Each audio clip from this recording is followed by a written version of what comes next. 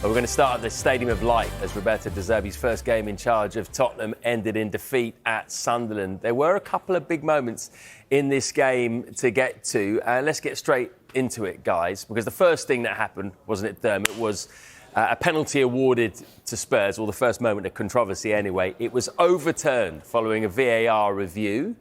Did they get the right decision? I think VAR has done them a massive favour because, without doubt, it's not a foul. It's just not a foul. Alderete gets the ball, 09 gets the ball, the player slips, the player's already going down, but referee gives a penalty, VAR has a look, tells him to go and have a look. I think he quite rightly overturns it. Yeah, I mean, look, I totally agree. Alderete there, I don't think he fouls him. But Jay, what about 09 coming in here? Does he not take him out? I mean, when I first see this, I have to say that I didn't think that's a penalty. I still don't think that's a penalty.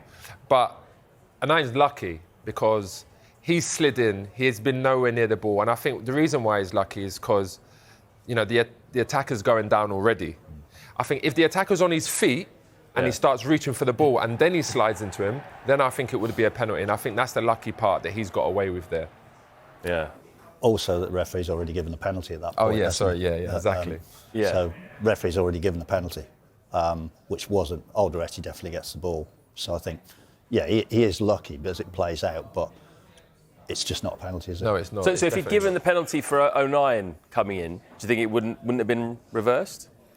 Well, he's given the penalty for Alderete. Yeah. So game stops. It's dead then, and Alderete definitely gets the ball. So are you saying if Alderete wasn't there, then would it be a penalty? Yeah. If it's not. Again, I think that if Alderete wasn't there, and the attacker stays on his feet and he slides in, then I think it would be a penalty. But I think the fact that the attacker's going down, like you can see him here, he's going down, and then Aina comes in, I think that's the reason why it wouldn't be. But like you said, Alderete's got the ball, so it was the right decision in the end. Yeah, OK.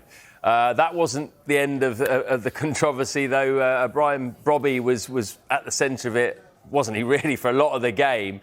On a yellow card here, he gave a nudge or a push, depending on how you look at it, on Christian Romero, which resulted in a pretty bad collision with Antonin Kinski. Romero had to leave the field in tears, and he might have a serious injury. Kinski ended up with a bandage around his head. Is there an argument here, Dermot, that what Brobbey does here is worthy of at least a yellow card? Because it's dangerous. Well, I think we have to be careful, Matt, that we don't get seduced by the outcome, the injury. Because if the goalkeeper's not there, little nudge like that, are you going to send him off because it's second yellow card? The answer most certainly no, is it? No. Most certainly no. But unluckily, the goalkeeper comes out and a collision occurs, and that suddenly ramps everybody's perspective up. It's suddenly a very serious foul, but it wasn't a serious foul. When you look at it nuts and bolts, it is just a little push. Right. And also, can I just say one thing about this from a player's point of view?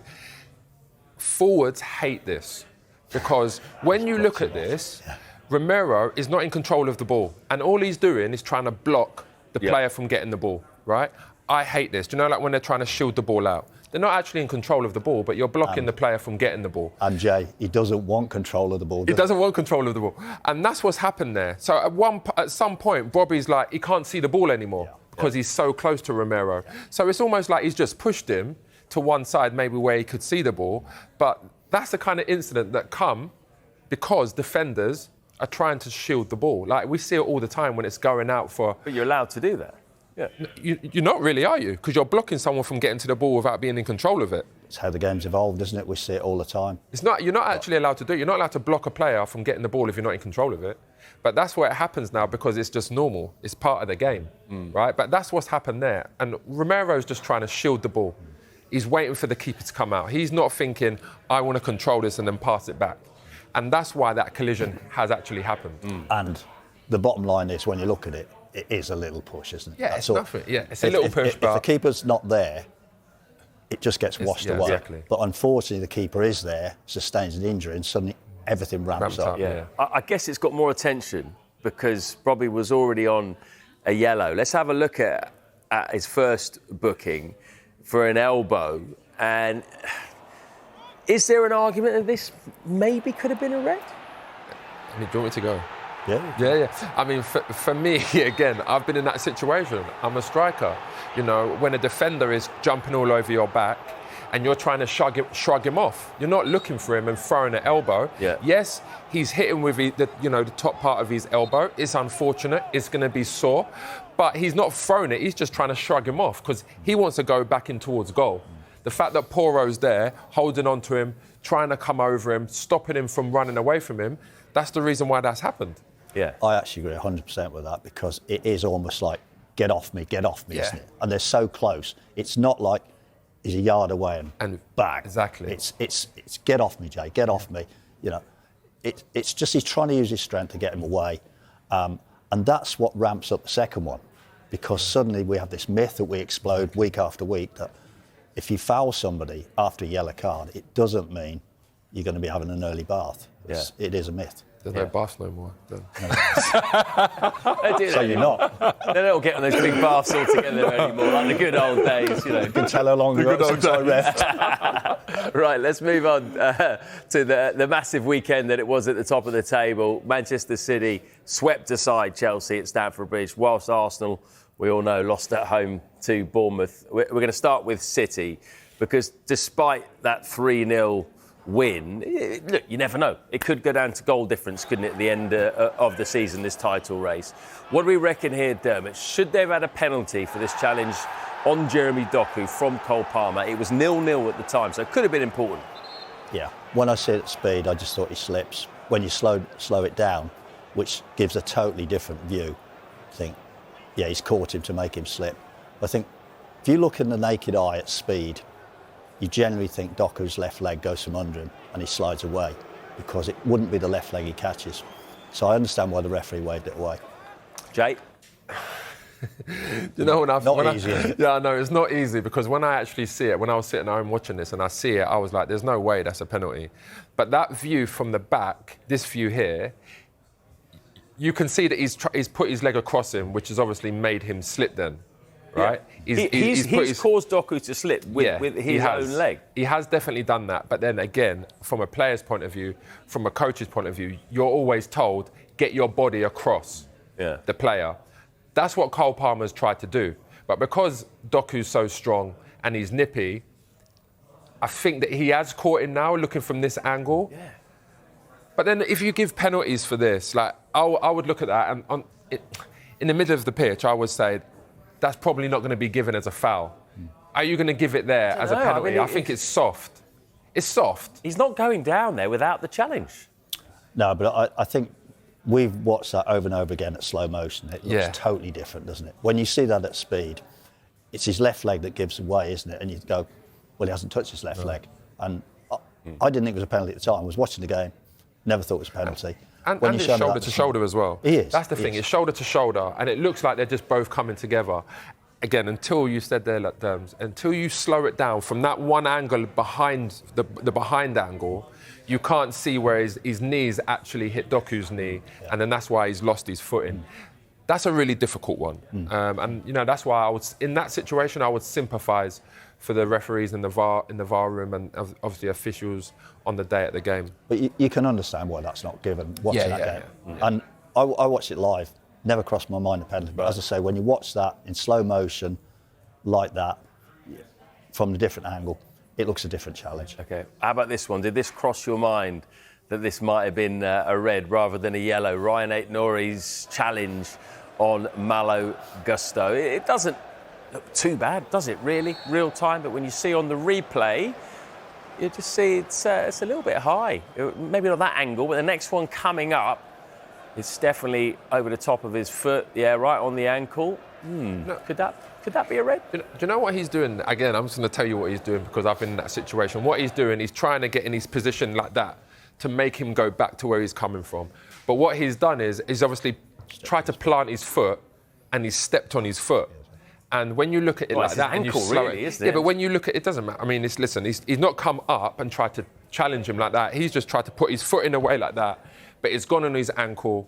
It looks, when you slow it down, it looks like he's tried to do it on purpose. But that's just a movement that players will understand that. That's why no one swarms around him and says, you've tried to hurt that player. If that was a challenge where he's lunged, then all the players will get around the referee there. And I think that's, again, it's just an unfortunate coming together. It's going to be sore, it is painful, but it's not intentional. I also think you're right, but he's so close. There's no speed and intensity. It's not like he's come from me to you. It's there, he's close. Yeah. So it loses that impact. It hasn't got that danger factor. Yeah. I mean, it is a sore one, though. It is. He's wearing studs. It's going to hurt. Like, there's no doubt about that. So, I'm not even going to say that Gusto's, diving or trying to make a meal of it. It is a sore one. Yeah. But I just think it's unfortunate coming together. Agreeing a lot already this morning, I just wonder if we carry on down this theme. Let's get to the Emirates, where Arsenal were beaten at home by Bournemouth. Despite the defeat, Arsenal were awarded a penalty in this one. I must say, when I was watching this live, I wasn't too sure. I don't know. What did you think about this, Jay? It's point blank. Yeah, you know what? If I'm honest, I think it's soft. I think it's harsh because it is point blank. But the rules say if your arm's out and the ball is going to and up, it's going to be a penalty. But when I see that initially, I thought that can't be a penalty because he's so close. But obviously they've given it. So, I mean, if I was in that game, I'd be fuming. Yeah, Dermot, is it just purely because his hand is in that position that's why it's given? Once I saw the first replay, gone penalty. Yeah. Everyone knows if your arm's up there, it's away from your body, which it is. It's always going to be a penalty. But the argument is from the Arsenal players, isn't it? But I mean, the Bournemouth players is so close. Position when you're running. I mean, he's. But he's not running. He's that in a position. Like, people are going to say, why is his hand there? That is an unnatural position. He's not running. He's close, right? His hand's there. He's reacting. And I think that's why he's given it. But it is very close. Yeah, but there's the angle shot, isn't it? You see that angle and you see his arm is quite clearly up. It's quite clearly away. That's how the criteria is. Always going to be a penalty. And the referee's been consistent with that as well. Yeah. What about his positioning, Michael Oliver, there for this one? If we have a look at it again, it looked like he was in a really good position, a strong position to make it, and he blew straight away, didn't he? I think a number of things, not only good position, but look at the calmness. He's just calm, took his time, had a think, penalty. He had a good game, I thought. But that's why he's going to the World Cup, isn't it? Because he just oozes confidence. He gets decisions right. Well, I mean, he had actually a couple of players kind of in the way there, but I guess he had a small line of sight, didn't he, through to the arm? To be honest, I was at that game. I was in the stadium, and I always enjoy games where the referee don't get involved that much. There were some decisions where I was like, I'm not sure. But overall, I think he had a pretty good game, and that's why he's one of the best referees in the world. Yeah. And also, you say about position, you say the players, if you watch, he's moving, he's moving, he's on the move. So he realised this might happen, I haven't got that view, I'll move there, I've got that view. Yeah. As you say, he's going to the World Cup. Let's get to the late drama at Selhurst Park. A Jean-Philippe Mateta penalty in added time snatched all 3 points from Crystal Palace at home to Newcastle. The penalty was awarded for a foul by Sven Botman on Jefferson Lerma's shirt, as you will see here. Any arguments at all for this one not being a penalty? Everybody said to me last night, how can a player possibly cannon forward when he's having his shirt pulled? Well, you've answered your own question. If you look, why does Botman need to do this? And without doubt, he grabs hold of his shirt. And once he does that, he's at risk. But this is the angle. Why does he need to do it? He doesn't need to do that. He pulls his shirt. Yeah, I mean, that's always going to be given. Yeah. That's clear as well. And you know what the thing is? Botman's actually holding on it too long. Like, if he tugs it and lets go straight away, then but he's actually holding him to stop him actually running away from him. That's a clear penalty. Well, we talked about this many times about you were a forward, I was a forward. Yeah. That's what I reach. Defenders reach for me to see where I am, but he's just no need to grab him. He knows where he is. I mean, again, coaches will say there's a terminology which is touch tight. Yeah. You can touch the player and feel the player, but as soon as you grab, then you're in trouble, and that's what's happened there. So that's an easy decision. But also, he doesn't have to do it because he knows where the player is. No, he doesn't, exactly. Yeah. The player's right in front of him, so it's no need to feel where he is. Yeah. And people who say, well, why didn't he fall backwards? But if you're trying to run forwards and someone's pulling your shirt and your momentum's going forward and they let go, you fall forward, don't you? Yeah, I mean, again... You've got to pull someone really hard to yank them back. Yeah, but even then, like, his whole body's going one way. If your body's going one way, and I don't know how much he weighs, but he's probably going to be like 75 kilos or something. Like, his body's still going to go forward. A pull on the shirt doesn't mean you're going to fall backwards. Yeah. If you pull someone by the collar, then maybe, but just a tug in the... Nah. But it's still, he can't do that. He can't pull the shirt. Yeah, all right. In agreement. It was a penalty. Right, we've got a really interesting chat coming up. Stay tuned. We're going to be chatting the Wenger law. Should we see clear daylight? No, it is interesting. Don't laugh. Between the defender and the attacker for an offside. And that is after we saw two extremely close calls for offside in Burnley's defeat to Brighton. Stay tuned. Welcome back to Ref Watch. Let's get to a fun afternoon at the G-Tech. They're often fun there, aren't they? It finished 2 apiece between Brentford and Everton as their European ambitions took a slight dent. Brentford were awarded a penalty inside 90 seconds here. What do you reckon, guys? Was there enough contact between Jordan Pickford and Kevin Schade for this to be a penalty? I think, bearing in mind this is this referee's 3rd Premier League game, he was 1.5 minutes in, spot on. If you look, Pickford goes out. And also, look at Jordan Pickford. He knows he's done it. Yeah. Watch his reaction. He knows he's done it. But I think... No complaints, were there, from first-class referee, you know. No. 1.5 minutes into his 3rd game. Great decision. And he was decisive. I think that's one thing that this referee has been since he's made his debut. And I know he went back down to the Championship for a few games, but even then, he was decisive. That was the right decision. Again, Pickford, he knew. There was contact on his foot. It's the right decision. And again, a good one. Yeah, Farai Lam doesn't look scared to make big decisions, does he, coming in, which is, you want a bit of decisiveness from your refs when they come in. Having said that, Brentford were a little bit upset. A foul wasn't awarded in the build-up to Everton's equaliser. Let's have a look at this one. It's Keane, Lewis Potter, Jake O'Brien. Bit of a mismatch in size. Lewis Potter backs into him, goes down. Have they got a point or not, Brentford, Dermot? You've done my work for me, Matt. Lewis Potter does actually back into him. You know, I don't Jake O'Brien does anything wrong. It's Lewis Potter goes into him, he loses his footing, play on. But when you watch that game, you know, we can all look at different decisions. You watch that game, that's how Farai refereed it. He let them compete, he let them play. It was all about the players. Yeah, again, I agree. That's never been a foul. I mean, when you look at O'Brien, he's like, what is he, 6'6" anyway. So it definitely is a mismatch. But, you know... Do we see this too often? Defenders, they back in, doesn't have to be defenders, but players backing into another player to get, and then going down to get the foul. Yeah, I mean, you see it all the time and you say, yeah, sorry. Yeah. Sorry for my French, I apologise. But, you know, players are backing in and then they're getting soft fouls because they just fall forward and it looks like there's contact. But in that situation there, again, it was the right decision because, the player's trying to shield the ball. The problem that he's done is he's taken his touch toward goal. And then it's a mismatch because now O'Brien's there and he's just shrugged him out the way. It's definitely not a foul. If the defender had have just kept the ball in front and he starts backing in, he probably would have got a foul for that because that's the way the game is now. But it was definitely the right decision and a great goal. Yeah, OK. One more thing to look at from this game. I wonder if you can clarify this for us, Dermot. A long ball upfield from Jordan Pickford, which led to a chance for Keenan Dewsbury Hall. Which he didn't take in the end. It was saved by Kevin Gallagher. But when you look at the replay, you see here the ball clearly hits the hand of Matthias Jensen and then goes through to Dewsbury Hall. Is it possible you could take that back, look at it and say that he's denied a goal-scoring opportunity, even though he had one? It looked like it helped him. Well, it did. But you look at it, in that situation, it's got to be deliberate. You know, it's not one, as it hit him, his arms up, shot at goal. It's got to be a deliberate act. You see, it's hit him, hasn't it? It's gone over, it's hit him.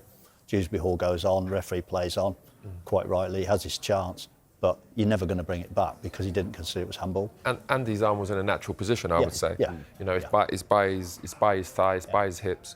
He ain't put his arm out, he ain't stretched for it, so it's just accidental. Okay. Yeah. You're trying to be argumentative. No, I can be a lot worse. No, I'm being nice today. We'll ramp it up, don't you worry.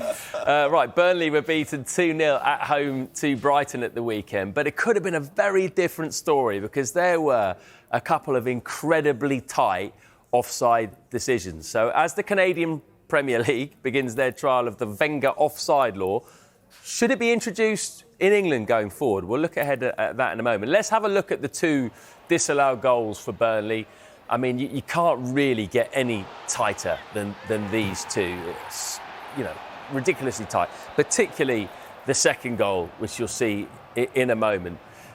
But just to explain the Wenger rule, Jay, there would have to be clear daylight between the attacker and the defender for it to be given as offside. I guess a big reason to bring it in was that you wouldn't get these ones which are very, very tight offside. Now, of course, these are both offside by the letter of the law, but does the law need to change so we can possibly see more goals? Listen, let me just say this, and he knows as well, I love Arsene Wenger, but I think daylight is way too much, because a foot offside, yes, but when there's if there's no daylight right now between us. You mean as in? But I can get my arm across. Once I've got my arm across you, I have the advantage. Yeah. Daylight would be like that's offside, but I mean, but even that is an advantage. Yeah. That is not going to help the game. I think the rule should be a foot. If you're a foot offside, this is football. If your foot is offside, then I think it would help the game. Saying as in a foot or a foot? As in a foot, as in a foot. Yeah. Just clearing that up. No, yeah, because I just think that I think changing the rules to make the game better, yes, but I think this one would really hinder defenders, because especially if you're a big, strong striker and you get ahead of that defender, even without daylight there.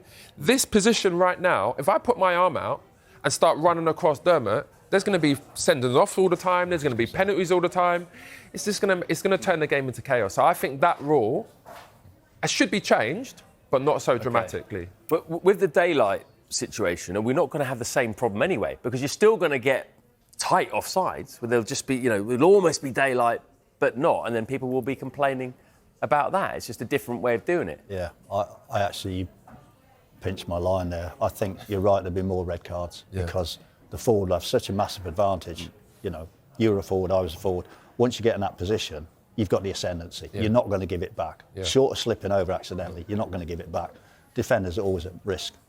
And as well, I think the ones that I'm thinking of in my head is when, if now Dermot, this is the halfway line and I'm going that way, if I'm like this, way ahead already, for him to turn and get back, it's never going to happen, especially if I've got my arm out. And that's what will happen. And I think that will be the problem. Then there'll be, Dogzo and all these kind of decisions. It's going to happen every week. Yeah.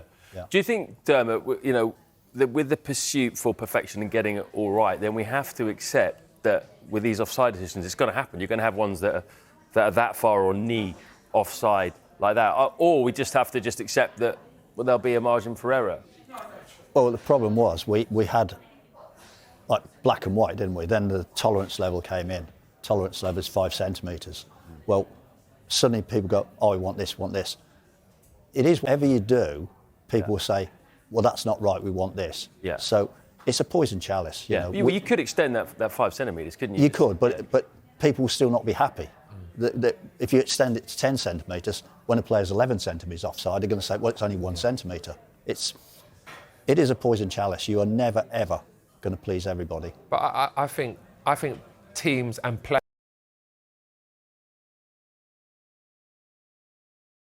really, and that's the thing. Whereas if you was a foot offside, then people would accept that. Yeah. The strange thing about it is, for every one like that, Burnley lost 2 goals. The other team have saved 2 goals. So there's always a winner. It's not all about losers. There is a winner. So some team, whether you have it 5 centimetres, 10 centimetres, some team is going to win, aren't they? It's just how it is. And just a final thought on Wenger's rule for offside. Do you think it actually, in some ways, could lead to more negative football? Yeah. Because the high line, for example, becomes much more exploitable. So maybe then teams will start defending deeper to avoid that. Yeah, I don't know if Wenger said that, but there'll definitely be more goals, and I think it will cause more problems. Because then, again, even if it's just even if it's a yard, even if I'm like facing forward, and I've got the opportunity to get my hand across that defender, that is a massive advantage. And that's what you're told to do, even with these sort of offside rules as it is right now. You get told to get your arm across the defender and even try and run across that pathway. So if the forwards have that advantage right from the beginning, it's going to cause a lot more red cards, and I think there'll be a lot more issues. All right, stay with us, because coming up, former Premier League referee Graham Scott has opened up on the emotional toll of being a video assistant referee. It's very interesting, and he debunks a few myths about refereeing as well. We'll see what these